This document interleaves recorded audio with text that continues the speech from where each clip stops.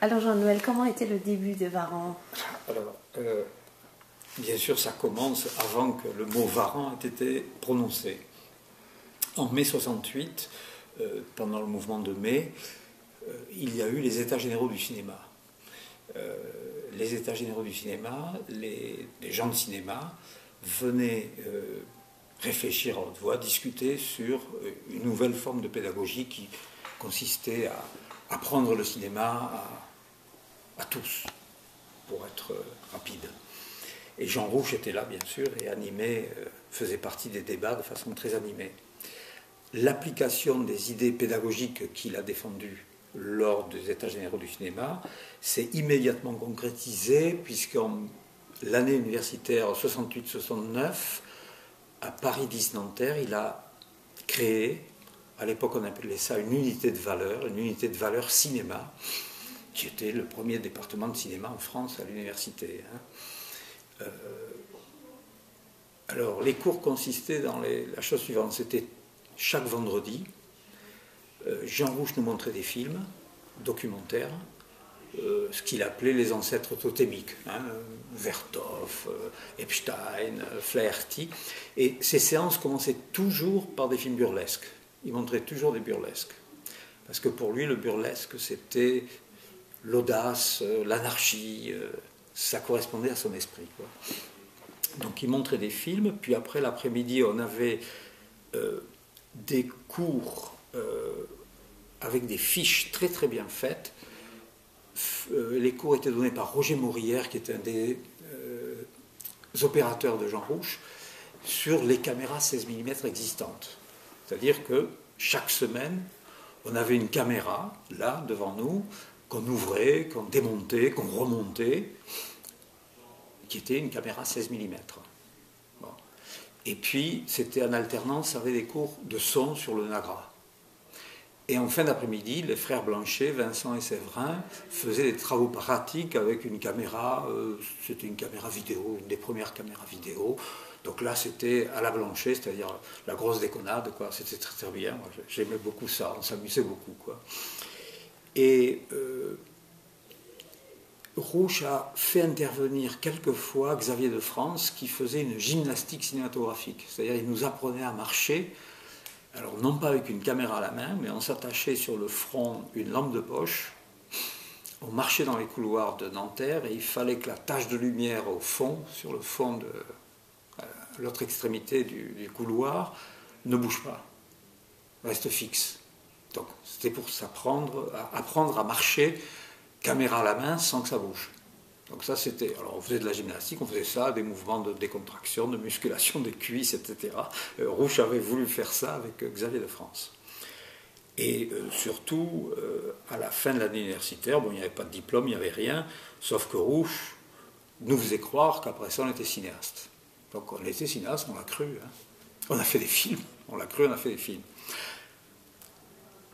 Et Rouch était d'une très grande générosité, puisque les gens qui faisaient des films, c'était en lui empruntant sa caméra, il nous prêtait ses salles de montage au comité du film ethnographique, au musée de l'Homme. Moi, pour mon premier film, il m'avait prêté la caméra, il m'avait fait des lettres pour obtenir de l'argent, j'avais eu de la pellicule, bon bref, j'avais eu beaucoup de son aide généreuse, et il m'avait proposé de travailler avec son monteur, Jean-Pierre Lacam, qui faisait à l'époque, qui travaillait avec lui, donc il avait monté le film avec moi. Après, la deuxième étape, c'est quand Rouch est allé au Mozambique à la demande de Jacques Darthuis, qui était, je crois, attaché culturel ou conseiller culturel à l'ambassade de France du Mozambique. Alors, le Mozambique, c'était un pays qui était en plein dans la guerre froide, il y avait la guerre civile, et le Mozambique voulait montrer au monde entier que ce n'était pas un horrible pays pirate, d'horribles communistes couteau entre les dents. Donc il avait fait appel à des cinéastes pour venir filmer le Mozambique.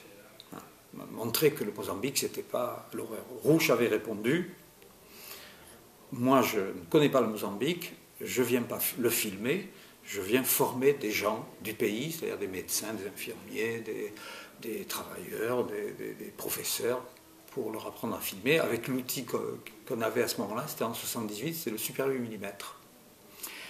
Mais cette proposition a été précédée d'une expérience dont j'ai pris connaissance simplement maintenant, il y a un an. Rouge était venu une première fois au Mozambique, avant de faire cette proposition, à l'invitation de Jacques Darthuis, donc je pense que c'était en 77.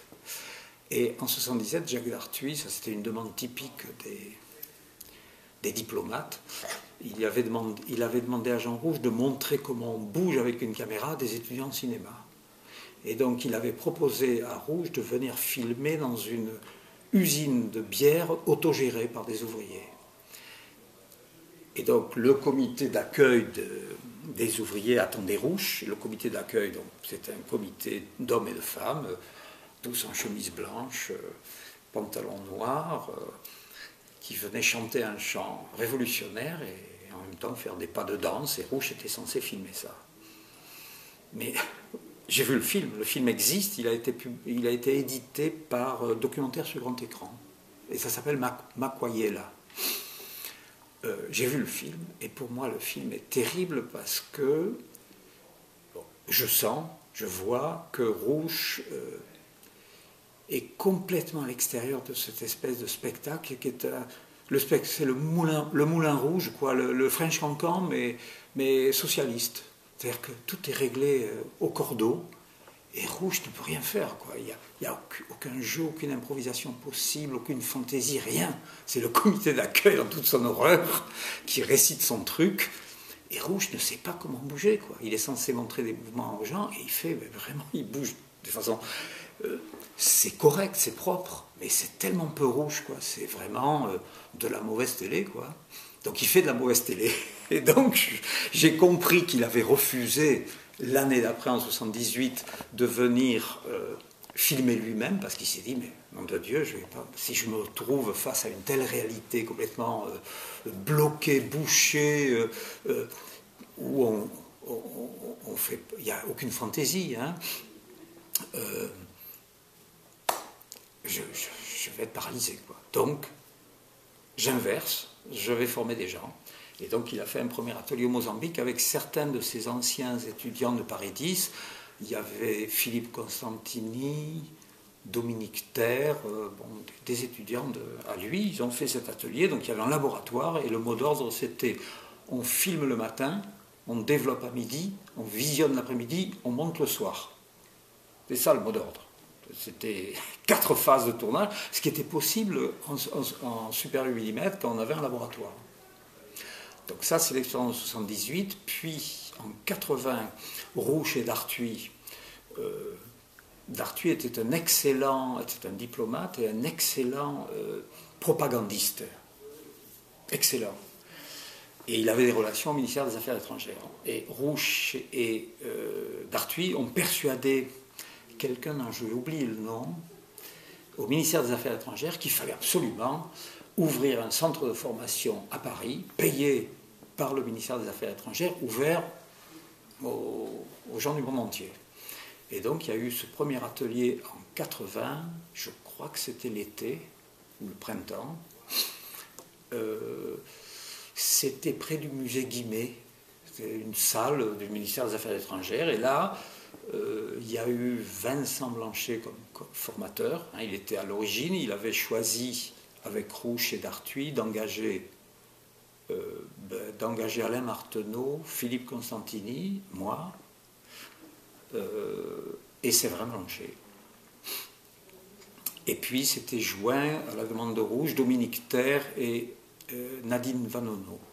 Voilà. Et donc on a eu un premier atelier qui est le modèle des ateliers Varan. On a fait un premier atelier dans une espèce de délire des débuts de Varan, parce que Jacques Darthuis et Vincent Blanchet faisaient des grandes... les cours commençaient le matin par des grands discours sur la révolution du cinéma, Super 8, la révolution dans le monde. Bon, bref, moi ça me laissait... Bon, moi, j'avais déjà fait des ateliers de cinéma inspirés par l'atelier de Paris 10. J'avais fait déjà 3 ateliers en Normandie, financés par une association de Normandes. Donc j'avais appliqué, hein, mis au point, appliqué ce qu'on avait appris à Paris 10. Donc moi, j'étais un peu... Je faisais bande à part ce qui m'avait été reproché, donc je travaillais avec 6 stagiaires, 6 étudiants, 6 stagiaires, je faisais un atelier un peu qui ressemble un peu à ce qu'on fait là, quoi. Mais j'ai pas inventé grand chose, hein.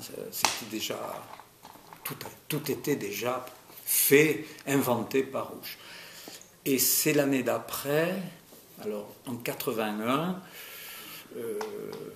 si je me souviens bien, que les ateliers, qu'on a décidé de nommer cette chose, cet atelier, atelier Varan. Donc le premier atelier, on a reçu des étudiants du monde entier, hein, des étudiants de partout, hein, du Chili, du Brésil, du Chili, de Madagascar, etc. etc. Il y avait beaucoup de gens, beaucoup d'Amérique du Sud. Et en 81, donc, on s'est réunis, on ne savait pas comment appeler cette chose-là. Et Jean Rouch avait une étudiante égyptienne qui voulait absolument qu'on fasse un atelier en Égypte. Et on voulait tous aller en Égypte, bien sûr. C'était formidable de pouvoir faire un atelier en Égypte. Et donc Jean-Louis Portron, qui faisait partie de l'équipe et qui était grand lecteur de Spirou, a dit, mais vous voulez tous aller en Égypte, au bord du Nil, ben, c'est comme le Varan d'une bande dessinée de Spirou, le Varan qui veut aller au Nil. Donc on va s'appeler Varan, parce qu'on cherchait un mot qui soit pas atelier de cinéma, un truc bateau.